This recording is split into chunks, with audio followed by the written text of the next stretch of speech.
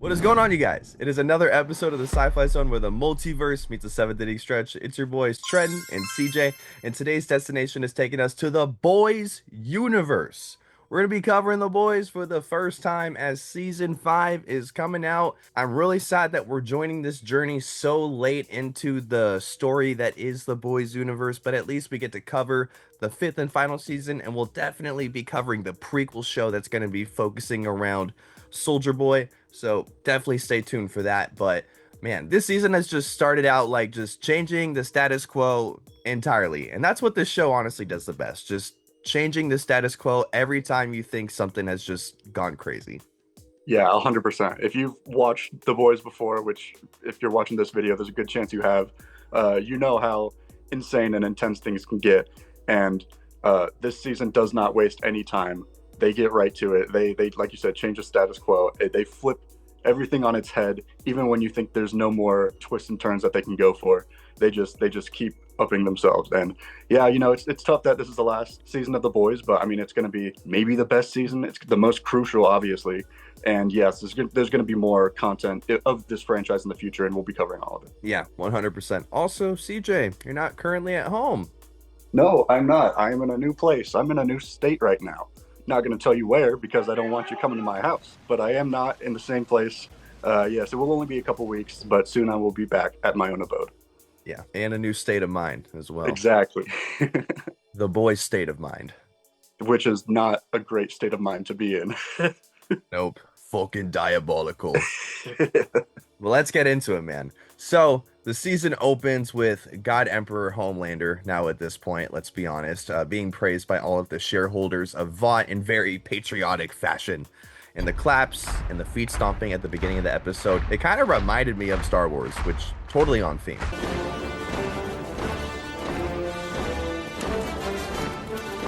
Yeah, 100%. Homelander is kind of the Darth Vader of this universe in a way, and his followers are like the stormtroopers. Yep, exactly. And he's always just dying for approval. Yes. Yeah, dude. So, and I also like that the episode begins with another mission, kind of like how last season did with Victoria Newman and them trying to get her out of the picture. But, of course, nothing gets past Noir. And it seems like the new Noir is becoming old Noir at this point. I kind of thought it was hilarious that the Deep was like, "You're not the real Noir, bro. You can talk." And their podcast together, hilariously alpha male. Yeah, man. It's every alpha male podcast you could imagine. Picture an alpha male podcast in your head, and that's exactly what the Deep is doing right now. But yeah, I mean, nothing gets past Black Noir. He is going to be stealthing everyone out. He's going to be stalking you even when you don't think he might be stalking me right now, even though I'm in a different state. But yeah, that was a really cool scene with Annie sneaking in and pretending to be one of the firecracker duplicates. And she ended up having a great fight with Noir. It was cool that like she tried to use her powers, but in order for her to use her powers, she needs to like take energy and electricity from other sources. But they were using the computers to try to blast the Flight 37 video in front of everybody that Homelander was talking to. So she couldn't use her powers because it would mess up with the computers. So she had to just go hand-to-hand combat with Noir, and she really held her own. Yeah, dude, props to her for just going straight hands. But sadly, this did come at the stage manager's life, though. All he did was like a few memes of Homelander, and that was enough to do it because he was the stage manager. I guess he should have known that Starlight was in there, even though he actually had nothing to do with it. But Homelander will kill you no matter what. Yeah, don't make memes about Homelander, I guess. It really does. He really does not like it. It will be the last meme that you ever make. And, being obviously big baby about it, can't take a joke, can't take some roasting. Very similar to some other people in the current real world that we see a lot of parallels from. I feel like this show is like, it started off trying to be a dramatization of the real world and like going over the top, but over time it just kind of like the real world is catching up to the boys in a way. And it's just, there's so many parallels to it, and they'll write something in the script like a couple years earlier, and then that thing will actually happen, or someone will actually say that in the future. It's got to be tough for them to keep thinking of things that are out of the box when the box keeps expanding. Yeah, last season for the finale, the plot was a coup to kill the president and for Soups to take power through that way. And then within a week of when the finale was supposed to come out, our president actually has an assassination attempt on him. So then they have to release like a little thing at the beginning of the episode saying like any coincidences are purely coincidences. We are not trying to imitate real life. Like they had to do a literal warning. Like it's crazy. Yeah, they had to literally say, we did not actually want this to happen. This is supposed to be fiction. It's supposed to be satirical, but the real world is just getting absolutely insane. Yeah, dude. And like I said before, resetting the status quo, the Flight 37 video has been the one thing that the boys have had over Homelander this whole time. And when they showed it to the shareholders in front of everyone, Homelander nearly followed through with his promise that he gave to Starlight last season, saying like, go ahead. Release it. Let's light this candle, huh? I mean, sure, I'll lose everything, but then I'll have nothing to lose. First, I'll take out the nerve centers. The White House, the Pentagon. Then any domestic defense capabilities, and then critical infrastructure, cellular, internet, that kind of thing. And then I'll just wipe New York off the fucking map for fun. I'll even throw in Des Moines and that little cousin fucker hick town that Maeve's from. he was about to literally light up all the VOT shareholders, but then Sage was like, hey, chill. It was AI. It was all AI. Crazy manipulation and parallels to the real world, like we were saying earlier. Yeah, Sage jumping on it really quick, getting on damage control mode as the new VOT CEO, as we learned in Gen V Season 2. So, yeah, she takes care of it real easy. I mean, it's a super easy excuse. People are going to believe it. Oh, it's AI, it's a fake video. A lot of times you can't really tell the difference. So the majority of people are going to believe her. And, I mean, she's just been an incredibly important addition to the team, especially for Homelander, because she is kind of like the one like reeling him in at times and like keeping him as stable as the most unstable man in the boys universe can be, you know? Yeah. Plus, they actually AI'd the original Flight video to make it look like it was an AI'd video. Genius manipulation. Yeah, that was some inception there. That's a very meta thing, just taking an actual scene that they had done in a previous season and actually AIing it and using it in the show to explain its AI. It's like, yeah, I mean, I don't know how they think of this stuff, but it's great. Yeah, dude. And they also used the Flight video to introduce us to the Teenage Kicks. And I thought that they did our first real introduction to the team, like, and specifically Jetstreak. And in this episode was genius because in the comics, they're menaces. I mean, well, everyone in the comics in the boys universe is menaces, let's be honest. But they're not good people. So them dancing to a remixed Flight 37 audio was just hilariously dark. Yeah, that was pretty insane to see. It's quite the introduction for them to the show, but I mean, it seems like they fit right in. Yeah, dude. Also, Ashley's now the vice president. Last time we saw her, she was shooting herself up with a bunch of V in an attempt to save herself from the deep in noir killing her. And now she's developed the ability to not only read minds, but seemingly has developed a second, more intelligence conscious. Yeah, which I mean is going to be extremely valuable for her, especially considering the position she's in now, being able to read people's minds as the vice president. You can do a lot with that, and you can use that to your advantage. So, I mean, yeah, it's been a great character arc for Ashley. All of these characters have had great character arcs, but Ashley, like starting out as an assistant at VOT, getting higher positions there, being the CEO of VOT International, all the way to the vice presidency, she's one step away from the presidency now. So that's really great for her. Yeah, dude, for real. And her newly developed conscience that she gotten from her powers told her to get married to a new character in the show named Oh Father. And yeah, that's his name. Oh Father, being played by David Diggs. He's involved with the same organization that Ezekiel worked with, Samaritan's Embrace. Quite the casting here, right? Yeah, this is a pretty cool casting. I like this a lot. I recognized him as soon as he was on the screen. He obviously did Hamilton in the past on the Broadway, playing two different characters in that, and he was great. He's just an extremely talented actor, just multifaceted, talented man. So I think it was a great casting, and he seems to fit the role perfectly. Yeah, dude. And whew, the next episode, he says some crazy stuff. Yeah. Yeah. But Homelander, this episode, still just an empty pit of loneliness and impulsivity.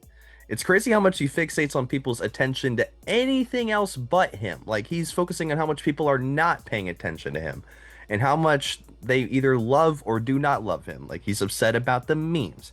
He's upset about how the average Vought employee is now just deathly afraid of him whenever they're just near him. And it only makes him more paranoid. Like, he's reaching the point where he wants to arrest people for just disagreeing with him or liking memes about him. And this is after Ashley confirms that they've gone after every acronymed organization you can think of, deported many essential workers, and got Coachella canceled for arresting Tyler the Creator and Chappell Roan. So, dude, you need to listen to Sage here. Yeah, seriously, just listen to Sage, do what she tells you, and things are probably going to work out fine. But he is in a bad place right now, extremely insecure, wanting people to like him, but he's so fixated on people's heart rates and being afraid of him that it just makes him even more upset and more intense and just pushes people away from him even more. It's like a self-fulfilling prophecy, basically. He's just making it worse by trying to do better. Yeah, dude. And Sage even told him too, like, this power grab that you're trying to do, Ultimate God Homelander, it's not going to make you happy.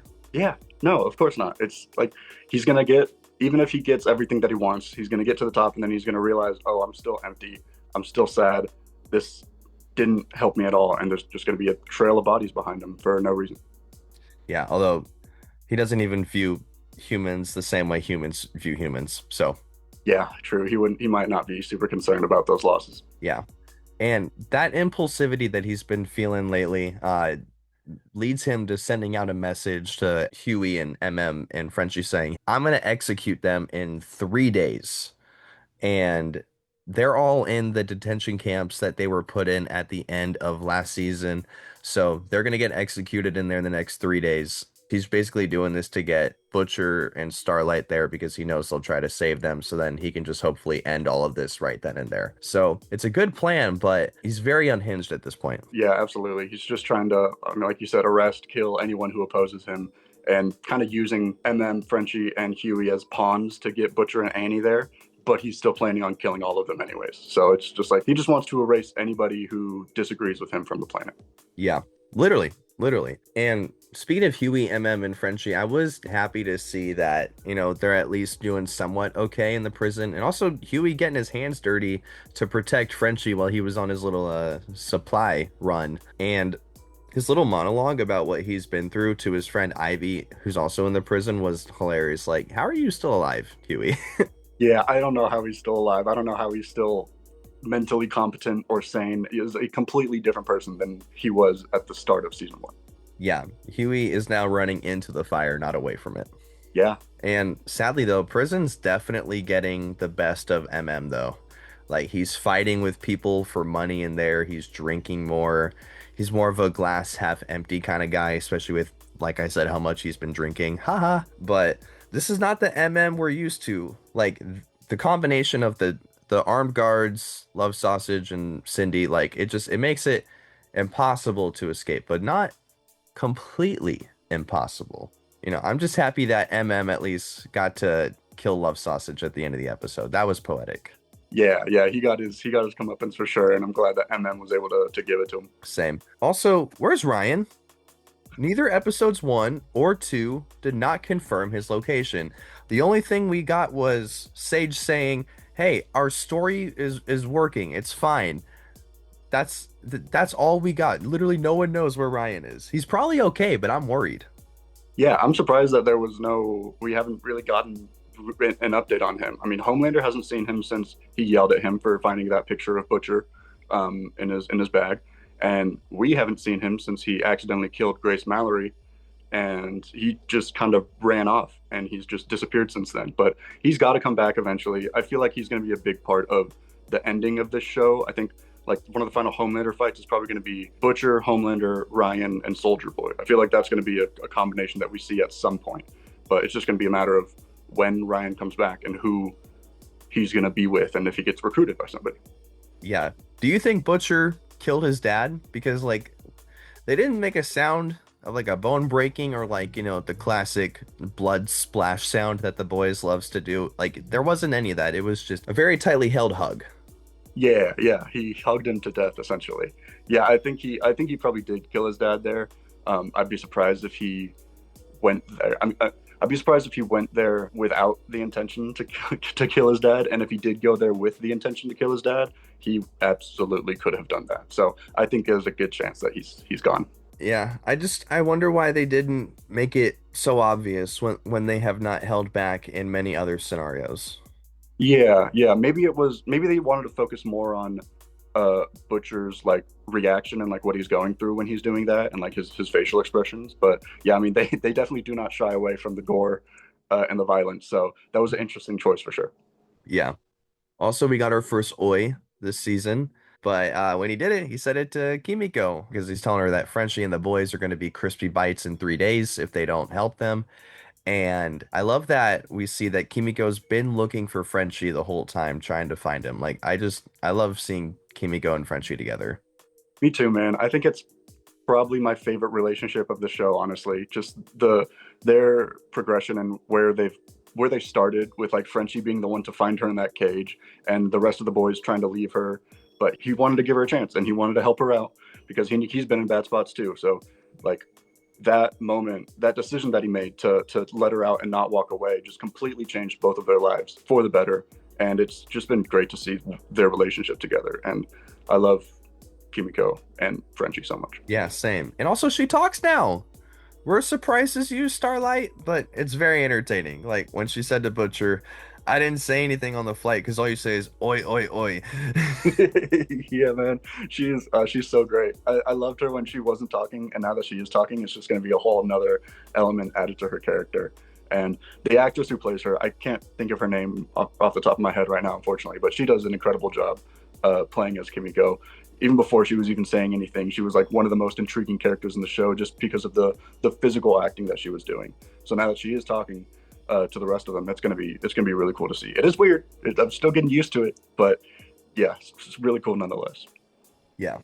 But now, Kimiko, Butcher, they all meet up with Starlight because they need to bust Huey, MM, and Frenchie out, but primarily Frenchie because he's going to be the one who's pivotal in amping up the virus that they need to kill Homelander. But how are they going to get in the soup prison, you ask? Let me introduce you to the worm. The soup who sucks in dirt like a vacuum and shoots it at his ass like a wood chipper. And the force of the shot out dirt allows him to create tunnels and a path right under the prison. Insane. Very odd, but kind of a fun character. I wanna be in the writers' room when they're pitching superpowers and characters to have superpowers because it just has to be one of the best experiences ever. It's gotta be so much fun, and I really wish that we could know the characters that didn't make it and that were on the chopping block and that were just way too outlandish or didn't make any sense. But I mean, yeah, this the worm, man, he came up clutch for them. They couldn't have done it without him. Yeah, that was awesome. So, is it time to talk about A-Train? Yeah, I think it's time to talk about A-Train. From being reluctant to even helping out the boys. Well, honestly, in that scene, the girls, let's be honest. But from just being reluctant to helping them out to him then going in to save Huey very closely from death. He even takes a nick of Homelander's I-beams to his arm. He helps save everyone. And as he's running away from Homelander too, chooses to not run through that girl and accidentally kill her on the road like he did Robin at the start of the first episode of the show, because he's choosing to protect people now rather than himself, including his family. And sadly, if you're a villain and you turn hero, you're gonna die. That's how the story goes, unfortunately. And because he tripped trying to get out of the way of killing that girl like he did Robin, Homelander tracks him down. And albeit probably a top 5 action sequence in the entirety of the 5 seasons of The Boys so far. I mean, just genius writing, genius action, and a great story arc for A-Train. Like one of the better ones in comic media, in my opinion. Yeah, 100%. A-Train had such an incredible arc in this show from start to finish, starting off as like one of the first soups that we ever see and literally ripping Huey's girlfriend apart. We're just running through her. And over the seasons, seeing him and his family, seeing him with his struggles with Homelander and the Seven, to get to this point where he's actually helping out the boys. And yeah, like you mentioned, deciding to sidestep that girl and not ruin someone's life in the same way that he did with Huey, essentially, which ended up being at the cost of himself. Just incredible writing, just a really, really great scene. Um, I've hated A Train at times. I've loved A Train at times, and this was just a very satisfying end to his story. He got to say everything he needed to Homelander. He even laughed in his face at one point, which Homelander does not have happen to him very often. And just essentially his Loki Infinity War moment. But I mean, he kind of his Loki Infinity War moment. He basically said, "You're never going to be a god, man." You know, like just great writing. That it was a great character, and the actor who played him did so well. Yeah, 100%. Obviously, super sad. R.I.P. A Train, but he redeemed himself. Yes, yeah, it was for a good reason. He will be remembered fondly for the last things he did. Oh, yeah, 100%. So, episode 2, the funeral for A Train, utter abomination. The lies of who he was killed by, the mentioning of a Jezebel. I don't even need to say why that's bad. But it just quickly turns into propaganda about Starlighters being demons, eating kids. It's terrible stuff. Verbatim, we fight with the ballot box and the ammo box. Yeah, man, this was probably the most unhinged funeral of all time. This is not much of a funeral at all. This is just a show for Homelander, essentially, to be in front of the public again. Yeah, just complete disrespect to A Train after everything that he'd gone through. Like, for that to be his funeral is really unfortunate. I hope his family held like an actual funeral for him, themselves, because he deserved better than that. Yeah, same thing with Translucent. His funeral was also not really his funeral. Yeah, man. They don't have funerals in the boys' universe, I guess. No, they have promotions. Yes, that's literally all it was. Yeah, but we do see O Father's vocal powers, so that was kind of cool. And Homelander saw a glimpse into heaven for a second, maybe? Because there's a beam of light. We hear Madison Stillwell. She got cooked way back. And she's talking as if she's talking to Homelander. And he's hearing it. And he's like, what the hell is happening? Freaking out. And then it goes away. So I really hope they expand upon that, because that is some spooky shit. Yeah, that's definitely going to evolve as this season goes on. He might even be hearing more people's voices, or she's going to be telling him to do things in his head. Like, I'm not sure. It very well could just be him, like, going insane and just losing his mind even more. If Homelander were able to hear anybody talking from the afterlife, it would probably be someone from hell, just preparing him to go down there. So, yeah, not sure what that's about, but yeah, I'm sure they're going to expand on that. Yeah, because my theory is he's a Christian-based superhero. Seems like Homelander's hearing from heaven. Yeah, but why? Like, he ain't going up there, right? He better not be going up there. I mean, God talks to people who are going to hell. Yeah, true. Yeah. Or at least who have the capability or potential to go to hell. But that's a whole nother dialogue. Anyway, we get a look at where Butcher's been working on the virus with Samir, Newman's husband. And he says it's ready to go, ready to kill Homelander. That was quick. Episode 2, and virus is good to go. Yeah, that was really quick. They were working on it fast. I'm sure Butcher was pressuring him in one way or another to make sure he was doing it quickly. But yeah, I'm kind of surprised that they got the virus done this early. Yeah, although, I mean, to be fair, a year has passed since season 4 to season 5, so theoretically, it has actually been a while. Yeah, that's a good point. It just hasn't been shown on screen, but they've been working on it in the background.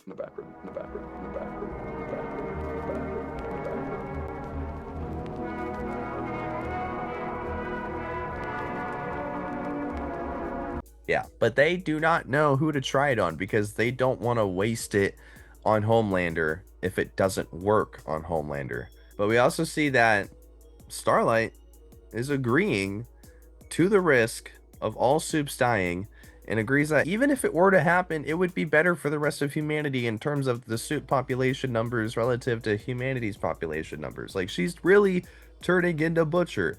And she's also avoiding talking to Huey and trying to get him turned on multiple times in this episode instead of actually talking to him. So this is just very different behavior from her overall. And like, she also doesn't even want to tell Huey about the other factions of Starlighters that are getting arrested or killed, because she's like, Huey's not even going to say it's my fault, it's for the cause. And she doesn't want to hear that. She wants to be told that she's a bad person, that it's her fault. Yeah, man. She's Annie is a completely different character from who she was in season 1. I mean, just getting more and more like Butcher every day, not really as concerned about the risk or the cost of what they're trying to do anymore. She just sees it as a necessary thing, not maybe, I guess, kind of a necessary evil in a way, because it would kill soups that are innocent and that aren't harming people, including Annie, which she seems to be kind of coming to terms with. But in her mind, it's if it's what you have to do, then they're going to do it. She might not be for long. Yeah. But back to the virus. In this episode, they're told that the virus can not only infect all soups, but it has a non-0% chance of infecting every single human on Earth. Huge risk there, and luckily by the end of the episode, nobody in our crew got infected this time around. So thank God. But who knows if it's going to get more lethal down the road, and if it could become more contagious because of that. Yeah, it just keeps getting more and more risky. Like they were working on this virus to take out Homelander and only Homelander, and now there's a chance that it takes out every single living person on Earth. It's just completely insane. Like, and that just tells you how much of a threat Homelander really is, because they are putting together a virus that may or may not kill everyone, and they're still working on it, and they're still going through with their plan currently. Yeah. This crazy stuff, and they want to try it on a new member of Teenage Kicks that we haven't been introduced to yet. His name is Rock Hard, living mountain that spews out lava when he finishes, and that lava hardens into rock. And we'll definitely see later in the episode when they break into the Kicks house, he's become a very large rock, if you can imagine what that means. And he's even watching volcanoes exploding lava as his version of porn. Wow, I didn't even realize that's what was going on, but yeah, that's 100% what he was doing. Wow, oh my god. That's Oh my god. This show and these writers, man. I want to know, what kind of drugs are they taking? Je sens un peu de kétamine. C'est okay. I'm very curious. Yes, it's very gross but hilarious, and that's the boys for you. That's what they do best. They really do not shy away from any of that. No, like, he's gotten so large that he needs a voice assistance machine because he can't even move his body to do it. And since he can't move, because the original plan was to take him, move him to a secure location to test the virus, but now they just got to do it in the Kicks house because they can't move him. And also, just really quick, in the house, there is a photo of past Teenage Kicks members, and A-Train was a member of the Teenage Kicks, along with Popclaw, his ex-girlfriend, and I like that MM poured out a drink for him there. Yeah, that was nice. MM had a really interesting relationship with A-Train, because he was like the first one. He was the first one.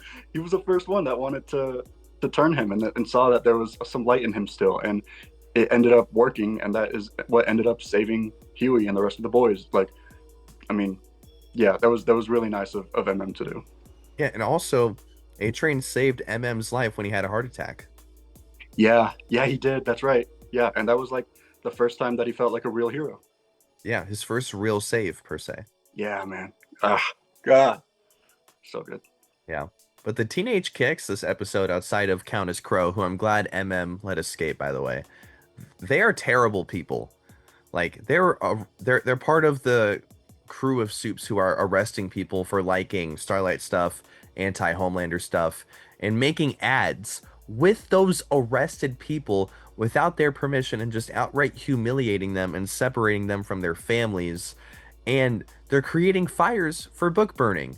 Just insane stuff. And Sage also even shows that they have technology and data so that other soups like the Kicks can go arrest Starlighters based on their location from where they like those posts. So I'm not saying that they deserved what happened to them at the end of the episode, but But yeah, they are some terrible people. They are some evil people doing evil things. When you have powers like the soups do, you have a choice. You have somewhat of a choice if you're going to use your powers for good, or if you're going to join the machine and become corrupt and do evil things and use your powers for evil. And in a lot of cases, unfortunately, they side with the majority of the people that are evil, and they don't want to get in Homelander's way. They get in other people's way in order to avoid that. Yeah, dude. And Sage is the one coordinating all of these arrests on Starlighters too. And her and Ashley also have a pretty interesting dialogue in this episode because we saw Ashley's new secondary inner voice conscience like try to talk to her and give her an idea to try and outsmart Sage, and Sage quickly shut the idea down. And you and I thought it was just mind powers, and we got to like listen to her thoughts for like, some character work or something like that. But no, come to find out, it's just a whole nother face. This whole separate sentient face on the back of her head. And it's got its own conscience, insane power to get from Compound V. Yeah, this was an insane reveal. Her wig comes off, and you see that extra face on the back of her head. Yeah, just super crazy reveal there. She could have some really interesting stuff with Sage, because if she can read people's minds, and if she can read the smartest person's mind in the world, then she could gain from that. There's something in it for her there if she's cooperating with Sage. Yeah, although she cannot read her mind, like if Sage is like aware of it. Right. Yeah. True. She'll stab her in the eye, and then she'll read her mind. Yeah. But dude, let's talk about Homelander for a second. He's continuing to lose it. He blames A-Train for his own death. And Homelander feels like a victim in A-Train's death. Like, these are things that are happening to him, not things that he's causing and dealing with the repercussions of. So just in classic impulsive fashion, he's like, oh, I'm gonna wake up Papa, Soldier Boy, who's frozen asleep in his apartment in that little cryo chamber. But he's taken out, and dude, their conversation when he's taken out is so funny. Did you fuck me? Some of the Soldier Boy's lines in this show have been some of the funniest things that I've ever heard. His delivery is just so good. I love it.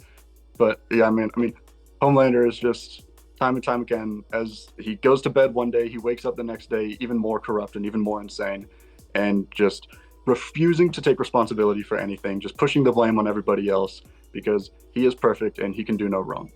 Yep. And he manipulates Soldier Boy into working for him to get Butcher and to get the crew killed in exchange for Homelander promising to give Soldier Boy back everything that he lost and everything he'd want, anything he'd need, including his glued together shield. And Homelander even tells like the president, hey, give Soldier Boy the good old pardon and get him a Manhattan as well. And the president's like, yes, sir. You want some milk, Homelander? The way Homelander got so embarrassed was so funny. Yeah, it was so good. Don't talk about the milk in front of my dad. Yeah, dude. I also think it's kind of funny that Homelander didn't even think about the possibility of Soldier Boy being killed from the virus on the mission. Like, he just wanted to have someone around him to make him feel good about himself, like at the expense of letting him know about the virus that could kill him. And it nearly did. It nearly did kill Soldier Boy.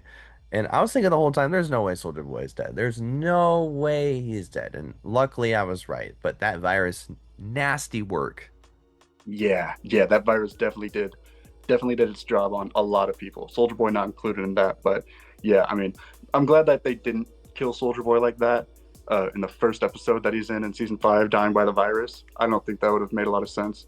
I also don't think, I mean, if the virus doesn't work on Soldier Boy, there's a chance that it's not going to work on Homelander. Very good chance it's not going to work on Homelander. So I would be very surprised if the virus is what ends up killing, or any kind of virus in some way is going to be what ends up killing Homelander in the end. I think it's not going to be that. He's not going to be safe from the brutality that he's inflicted on everyone else and that this show has inflicted on everyone else. I think that moment is going to be one of the biggest moments in like superhero television maybe ever. Mm-hmm. But do you think since it didn't work on Soldier Boy this time, they're going to try and amp it up again? Yeah, I think that's probably where they're going to go next. These next couple episodes, they're probably going to be working on it more and trying to get it more intense, which I'm sure Kimiko is not going to be happy about that because she's already upset that they're even working on it. So if they're trying to make it more lethal, that's just going to make her more upset. But like we said earlier, some people feel like it's the necessary thing to do. Mm-hmm. I also do love the exchange between Butcher and Soldier Boy before he got the virus inside the Kicks house. Like, there were just so many good lines there, and Butcher, like, he really knows what's going on, and he loves being the one to spill the tea. Yes, he loves having the power. He loves having the information and being the one to share the information. He just revels in that. Yeah, like the scene with him and Firecracker when he exposed that she was at the Buca de Beppo. You and your little Bieber edging in the back of your RAV4 in the car park of Book of the Beppo. Yeah, exactly. And the fights also, before they even got into the Cake's house, were also pretty cool. Like when Jetstreak took Huey all the way up in the air and was going to drop him, and Starlight luckily flew in there and saved him. And also when Kimiko punched She-Line and she coughed up the hairball. That was creative as hell and really fun. Yeah, yeah, that was really good. I like that. And yeah, no, shout out to Annie for actually coming back for Huey and saving him this time. Kind of getting her redemption there. But He would have died if. yeah, that's a good point. Yeah, I think that's fair. She don't want him to die. Yeah, Maybe not die. Yeah, because at least in the internment camp, he could have just like laid down on the ground because I think Homelander was already chasing A-Train at that point. Mm. Yeah. But yeah, he was much more likely to die this time around. Yeah, 100%. But yeah, the episode ends with Soldier Boy still alive, Homelander lying to him about the virus, 2 members of Teenage Kicks are dead. The virus works amazingly, but not enough to kill Soldier Boy, so probably not enough to kill Homelander, so it needs to be made stronger, which might make it more contagious. So that's the big worry going into these next episodes. Yeah, we're gonna learn what exactly the boys are willing to lose in order to take out Homelander and Soldier Boy. It's gonna be a big decision, and there's definitely not gonna be zero risk and zero losses for it. Yeah, but yeah, that has been episodes 1 and 2 of season 5 of The Boys, covered by these 2 boys. We'll be covering it more as the episodes drop per week. Sorry, this one came out a little late. I mean, just so much stuff came out this week. The Punisher came out, Daredevil came out, this came out, a lot of stuff. But we're going to be continuing to cover it. We also cover Major League Baseball as well.